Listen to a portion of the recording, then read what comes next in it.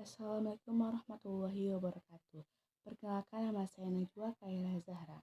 Di sini saya akan menjelaskan pertanyaan yang pertama, yaitu sebutkan beberapa contoh kasus pelanggaran hak asasi manusia dan jelaskan pendapatmu mengenai bagaimana perlindungan hak asasi manusia di Indonesia.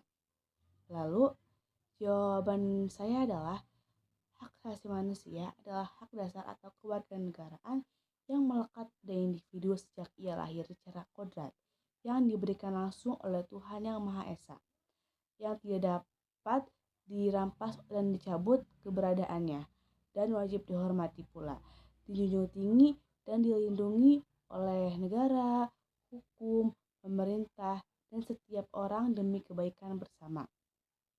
Tentu, beberapa contoh kasus pelanggaran hak asasi manusia atau HAM di Indonesia termasuk kasus-kasus seperti pelanggaran kebebasan berpendapat, penindasan terhadap minoritas ras, kekerasan terhadap perempuan dan anak-anak, serta pelanggaran hak asasi atas tanah dan lingkungan.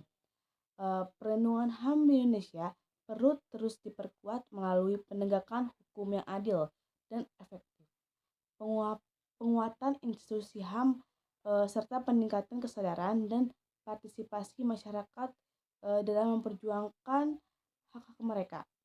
Lalu di Indonesia ada 17 kasus peristiwa pelanggaran HAM berat yang terjadi.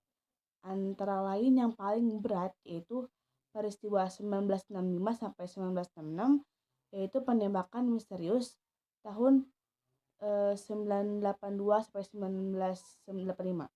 Menurut saya, perlindungan HAM terutama melalui pembentukan instrumen-instrumen dan kelembagaan HAM juga dapat melalui berbagai faktor yang berkaitan dengan upaya pencegahan HAM yang dilakukan dengan individu. Lalu pertanyaan yang kedua yaitu perbedaan budaya, ekonomi, dan ras dalam suatu negara adalah hal yang tidak bisa dihindarkan keberadaannya, apalagi di negara tercinta Indonesia. Yaitu pertanyaannya, bagaimana upaya Anda untuk menjadi aktor persatuan bangsa Indonesia yang menyemuk ini demi menjaga kesatuan kebangsaan Republik Indonesia? Di sini saya akan menjawab pertanyaan tersebut. Jawabannya yaitu pertama, saya akan saling menghargai. Yaitu sikap saling menghargai adalah hal yang penting dalam upaya mencegah perpecahan bangsa karena keberagaman. Jadi, setiap orang harus menghargai perbedaan yang layaknya menghargai persamaan, bahkan diri sendiri. Lalu yang kedua itu kita harus tidak tinggi hati. Terkadang ada orang yang merasa tinggi hati akan kondisinya. Misalnya, seseorang merasa tinggi hati karena termasuk mayoritas. Perasaan ini bisa menyakiti orang lain sehingga menimbulkan perpecahan. Itulah mengapa setiap orang di Indonesia tidak boleh merasa tinggi hati terhadap orang lain. Lalu poin ketiga yaitu memahami bahwa semua orang sama. Setiap orang perlu memahami bahwa semua manusia sama di mata negara dan Tuhan, terlepas dari perbedaannya yang ada. Hal ini bisa membuat orang-orang tersebut tidak berlaku sewenang-wenang hingga merugikan orang lain.